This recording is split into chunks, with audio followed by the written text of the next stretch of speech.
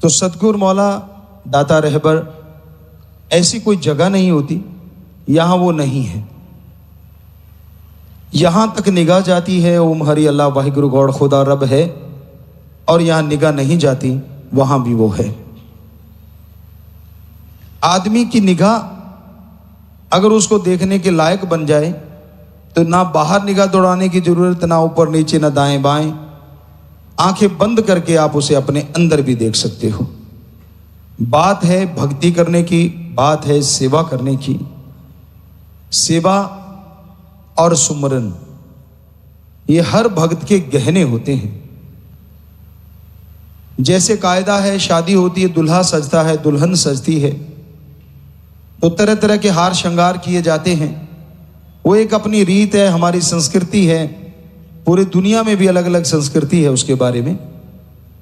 लेकिन उस ओम हरि अल्लाह वाहिगुरु राम गॉड खुदा रब सतगुरु मौला को रिझाने के लिए जो सबसे बड़े गहने हैं वो है, सबसे पहला गहना उसके नाम का जाप करना, और दूसरा उसकी सृष्टि की सेवा करना। आमतौर पे कहा जाता है गहना वही अच्छा होता है जो अपने साथी को प्रभावित कर दे, उसे आप अच्छे लगें। इसी तरह ओम हरि अल्लाह वाहिगुरु राम के लिए यही दो गहने हैं जो उसे बहुत ज्यादा अच्छे लगते हैं, बहुत ज्यादा पसंद आते हैं। तो आप सेवा करें, सुमरन करें, और परम पिता परमात्मा को कभी भी ये मत सोचो कि वो आपसे दूर है। जो इंसान हमेशा यह सोचता है कि वो मेरे अंदर था, है और रहेगा, यकीनन वो कभी बुरा कर्म नहीं करता, कभी गलत कर्म नहीं करता, बल्कि अच्छे कर्मों से वो मालिक के प्रत्यक्ष दर्शनों के लायक भी बन जाता है। हमेशा से अपने सतगुरु मौला को अपने अंदर महसूस कीजिए। सुमरन से, सेवा से जैसे वो आपके अंदर महसूस होगा, यकीनन बाहर भी नजर आने लग जाएगा। ये अलग बात है, शुरुआत में हो सकता है आपका मन आपको झांसा दे दे, ये तो भ्रम सा पड़ा है, भुलेखा पड़ गया। लेकिन हकीकत होती है वो सेवा करने वालों के साथ, सुमरन करने वालों के साथ। पर अपनी 5 या यूं कहिए 7 बुराइयों पे आपको जीत हासिल करनी होगी। काम वासना, लोभ, लालच, अहंकार, क्रोध और ये माया, मन, ये सारे मिलके काम वासना, क्रोध, लोभ, मोह, अहंकार, मन, माया, ये 7 ऐसे हैं जो परम पिता परमात्मा सतगुरु के दर्शनों के आगे सबसे बड़ी दीवार कह लो, सबसे बड़ी रुकावट कह लो। जब तक आप इनको नहीं कंट्रोल करोगे, अंदर बाहर उसके दर्शन होना असंभव है। और इसे कंट्रोल करने के लिए सेवा में मन लगा के रखो, सुमरन करते रहो। आप कोई भी बिजनेस, व्यापार, अपना काम धंधा करते हैं, करते हुए भी सुमरन करते रहो, तो यकीनन आपकी ये जो बीच की दीवार है आत्मा और परमात्मा के, काम वासना, क्रोध, लोभ, मोह, अहंकार, मन, माया, ये धीरे धीरे टूट जाएगी और फिर रोकने वाला कोई नहीं होगा। आप होंगे और आपका ओम हरि अल्लाह वाहिगुरु सतगुरु राम होगा। इस कलयुग में यहां बुराई का बोलबाला है, यहां देखना गलत है, बहुत सारी चीजें गलत आदमी देखता है, सुनता गलत है, यहां तक कि बोलता भी गलत है। खान पान में भी जहर आ गया है, तो नेचुरली सोच में भी जहर आ जाता है। दूसरी बात, आज पूरे समाज में नंबरों का चक्कर है, हर कोई नंबर बनाना चाहता है। हमें तो नहीं लगा कोई जगह ऐसे अछूती होगी, चाहे वो छोटा घर ही क्यों ना हो, चाहे कोई बड़ा दफ्तर ही क्यों ना हो, नंबरों का चक्कर बहुत बड़ा है। हर आदमी चाहता है कि काम करूं तो मेरा नाम होना चाहिए, वो दूसरों को अपने साथ जोड़ता है, उनसे पूछ के खुद के नंबर बनाता है और उनका नाम तक नहीं लेता। तो ये नंबरबाजी ने घरों को भी बर्बाद किया, समाज में भी ये घातक है, क्योंकि दूसरे के कंधे पे पैर रख के लोग आगे निकल जाते हैं और वो अपना कंधा सहलाता रह जाता है। तो कभी भी नंबरबाजी नहीं होनी चाहिए। आप उस परमपिता परमात्मा को खुश करना चाहते हैं तो दिमाग में ओम हरि अल्लाह वाहिगुरु का ही ख्याल होना चाहिए। कहीं आप सोचते हो कि मैं इस आदमी को खुश कर लूंगा तो मेरा राम मेरे पे खुश हो जाएगा। ठीक है, वचनों पे रहते हुए किसी की मदद करना, दीन दुखियों के सहारा बनना, किसी दिव्यांग का साथ देना, ये भगवान तक जाने के रास्ते हैं। पर चापलूसी करके, या आप सोचे किसी बंदे को खुश करके चापलूसी के दायरे में उसकी वाह वाह करके, उसकी बड़ाई करके आप परमात्मा तक पहुंच जाएंगे, तो आप अपना जीवन बर्बाद कर रहे हैं। आपको आजाद बनाया है परमात्मा ने, गुलाम नहीं। आजादी से सोचिए। और सूफियत में, रूहानियत में मुरीद गुलाम होता है अपने ओम हरि अल्लाह सतगुरु राम का, बीच में और किसी का नहीं। तो कौन क्या है वो उसके कर्म होंगे, पर आपने तो अपने कर्मों को सही करना है। आपने अपने अच्छे कर्म बनाने हैं। तो जो कोई भी आगे बढ़ रहा है उससे खुश हो जाओ, पर इसका मतलब यह नहीं कि आप पीछे रह जाओ। आप भी आगे बढ़ने के लिए जोर लगाओ, आगे बढ़ने की कोशिश करो। सोर्स मत ढूंढो कि मैं इसके द्वारा आगे बढ़ूं। हालांकि सोर्स होते हैं, दुनियादारी में तो बहुत सारे होते हैं कि इसका सहारा लिया, फिर उसका आगे बढ़ गया, उसका लिया, उसका आगे बढ़ गया। लेकिन राम नाम के यहां एक ही सोर्स है, सुमरन और सेवा, अपने विचारों का शुद्धिकरण। जैसे विचार शुद्ध हो जाएंगे, बस फिर तो देर ही नहीं लगती आमने सामने होने में, रूबरू होने में। तो विचारों का शुद्धिकरण बेहद जरूरी है। अपने विचारों पे कंट्रोल करना बहुत जरूरी है। जरा सी कोई चीज देख के आप ललचा जाते हैं, जरा से सुख के लिए, क्षणिक आनंद के लिए आप परमानंद को ठोकर मार रहे हैं। जीवा का स्वाद है, इंद्रियों के भोग विलास का स्वाद है, यह क्षणिक होता है, परमानेंट नहीं होता। और ओम हरि अल्लाह वाहिगुरु राम के दर्श दीदार, उसकी भक्ति का जो आनंद है वो परमा आनंद है, जो कभी कम होता ही नहीं, हमेशा बना रहता है। इस जहान में ही नहीं, अगले जहान में भी बरकरार रहता है। तो क्या आपका दिल नहीं चाहता कि यार जीवा के स्वाद के लिए कितनी दुनिया मर गई, इंद्रियों के भोग विलास के स्वाद के लिए कितनी दुनिया मर गई। तो वो जो परमा आनंद है, जो कभी कमी नहीं होता, क्यों ना एक बार जिंदगी में उसको चख के तो देख लें। कितनी चीजें आप टेस्ट करते रहते हो, आज मैंने ये खाया, मीठा रसगुल्ला खा लिया, कल को गुलाब जामुन, फिर जलेबी, ये वो फलां हलवा। तो आपका जी करता रहता है कि चलो बदल के खाना चाहिए कभी कभार, कोई हर्ज भी नहीं। खाना भी जिसको जैसा उपलब्ध होता है वो खाने की कोशिश करता है, पर किस लिए? जीवा के स्वाद के लिए, आपकी संतुष्टि के लिए।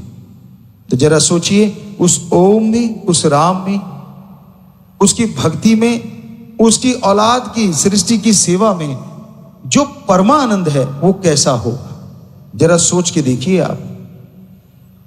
तो वो परमानंद की प्राप्ति के लिए आप जरूर जरूर कोशिश किया करिए। और बड़ा आसान है। अब जितने भी पकवान हैं वो आप बाहर से लेके आते हैं, पैसा लगता है।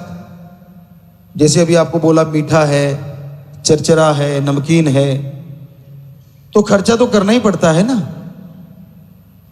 और हैरानीजनक बात यह है कि आपको परमानंद के लिए एक पैसा भी खर्च नहीं करना पड़ता। कोई धर्म, जात, मजहब नहीं बदलना पड़ता, कहीं आप सोचो इस धर्म में रह के शायद परमानंद जल्दी मिल जाएगा, जी नहीं। भगवान के लिए सारे धर्म जात मजहब एक है, क्योंकि मानस की जात सब है एक को पहचानो। हमारी जात सबकी एक ही है, कुटुंब है हम। पवित्र वेदों में, सनातन धर्म में पुरातन समय से यह लिखा हुआ मिलता है कि जितना भी संसार है वो कुटुंब है, यानी एक परिवार है। तो आप एक परिवार की तरह हैं। और जैसे ही सुमरन करते हैं तो प्रभु ये नहीं देखता कौन किस जात का है, किसने कैसे कपड़े पहने।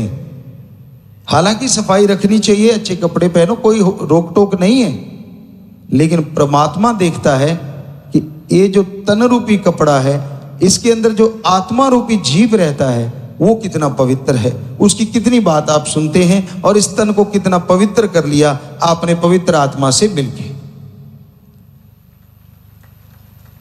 तो आपके विचार शुद्ध होंगे, आपके अंदर बाहर पवित्रता आएगी, तो मालिक कभी भी आपसे दूर नहीं होता।